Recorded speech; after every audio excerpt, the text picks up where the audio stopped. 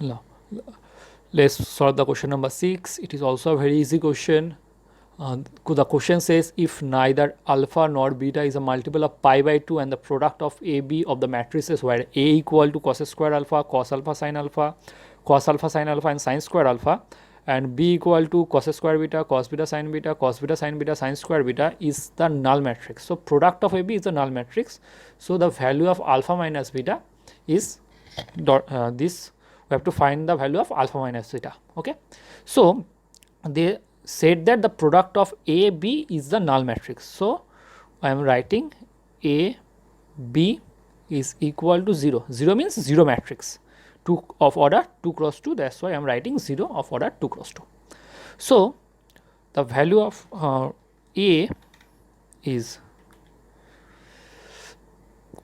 cos square alpha, cos alpha, sin alpha,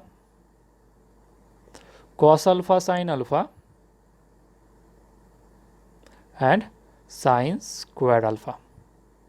Okay, this is our A multiplied by the matrix B, that is the matrix B is cos square beta, cos beta sin beta, cos beta sin beta and sin square beta. Okay, is equal to 0 matrix of order 2, that is 0 0 0 0.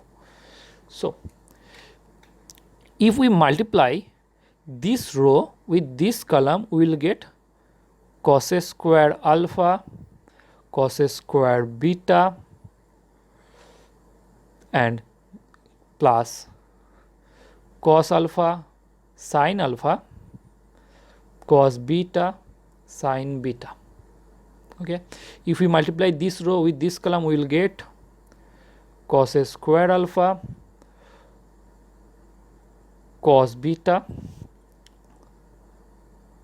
sin beta plus cos alpha sin alpha sin square beta. If we multiply this row with this column, we will get cos alpha sin alpha cos square beta plus sin square alpha cos alpha cos beta sin beta. Okay, and this is sin cos alpha sin alpha cos beta sin beta plus sin square alpha sin square beta. This matrix is equal to 0 matrix 0 0 0 0. So, from this I can say that the value of this term is equal to 0. So, cos square alpha cos square beta plus cos alpha sin alpha cos beta sin beta is equal to 0. So, we can write this as taking cos alpha cos beta common. So, we can write it cos alpha cos beta plus sin alpha sin beta is equal to 0. So, we can write it cos alpha cos beta into cos of alpha minus beta is equal to 0. Now, product of these 3 term is equal to 0. So, any one of this term is equal to 0. Now, if cos alpha is equal to 0, imply alpha is 2n plus 1 into pi by 2, where n belongs to natural number. Hence we can say that alpha is a multiple of pi by 2. But in the question they says that neither alpha nor beta is a multiple of pi by 2. So, cos alpha cannot be 0. Okay. So, similarly I can say that cos beta is also not equal to 0. So, therefore, cos of alpha minus beta must be equal to 0, and it will imply alpha minus beta is equal to 2n plus 1 into pi by 2, where n belongs to natural number. So, we can say that the option C is correct, that is at odd multiple of pi by 2. You can see that For any n belongs to natural number, 2n plus 1 is an odd number, so we can say that it is a odd multiple of pi by 2.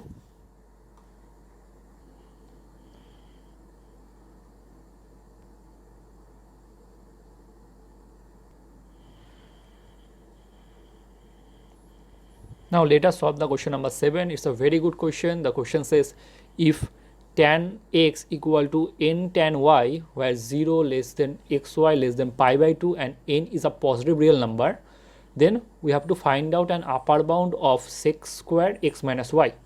Okay, so we have to find out an upper bound of sec squared x minus y. Okay, let us start the solution. Okay, so we can write sec a square, just a second,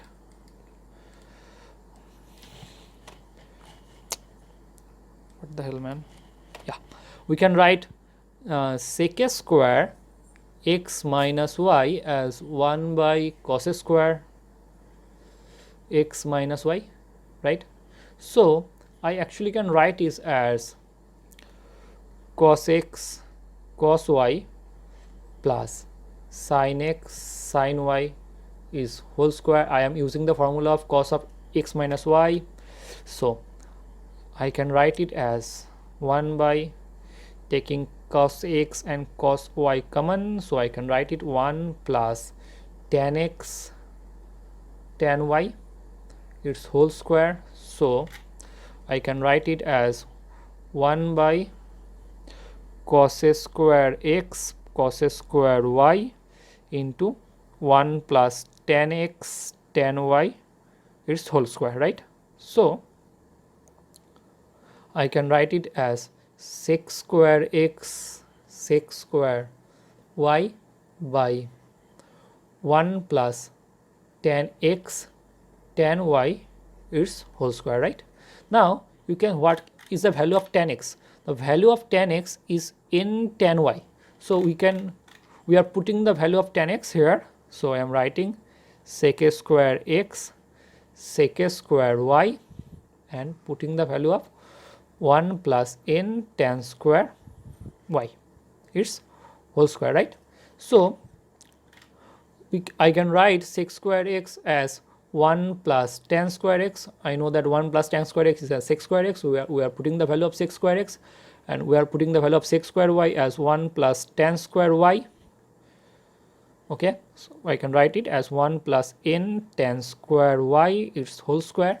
Now multiplying 1 plus tan square x and 1 plus tan square y, I am getting 1 plus tan square x plus tan square y plus tan square x tan square y by 1 plus n tan square y its whole square.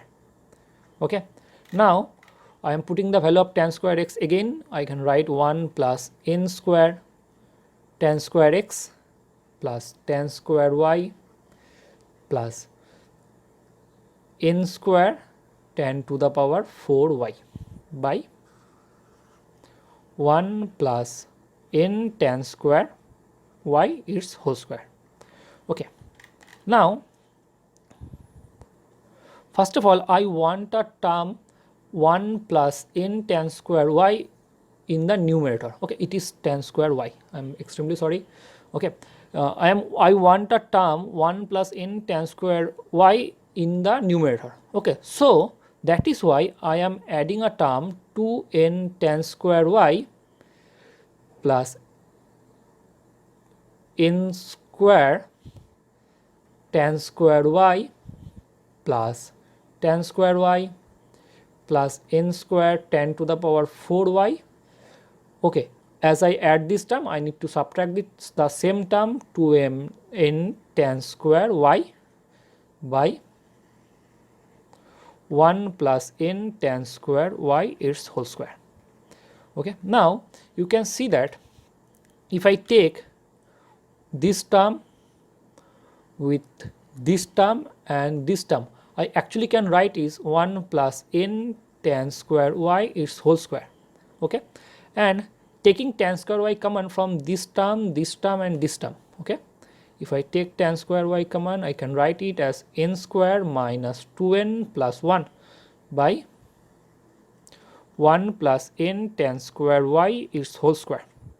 Okay, now so I can write it 1 plus n tan square y its whole square by 1 plus n tan square y its whole square plus I can write it as n minus 1 whole square, it is a formula of n minus 1 whole square into tan square y by 1 plus n tan square y its whole square.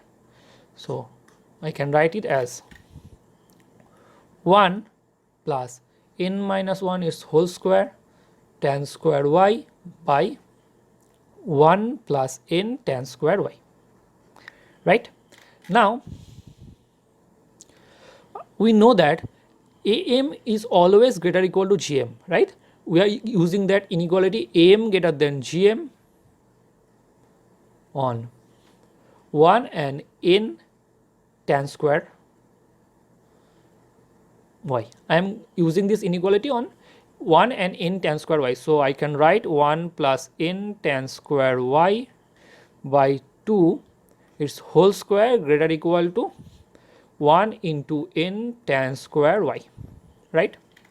So I can write it as 1 plus n tan square y is whole square by 4 always greater or equal to n tan square y, right? So dividing both sides as 1 plus n tan square y is whole square, we can write 1 by 4 greater or equal to n tan square y by 1 plus n tan square y its whole square, as 1 plus n tan square y whole square is always positive, so inequality remains same. Okay, now dividing both sides by n, 1 by 4n greater or equal to tan square y by 1 plus n tan square y its whole square. Now you can see that here n is a positive real number, so the inequality remains as it is. So we can say that tan square y by 1 plus n tan square y less equals to 1 by 4n.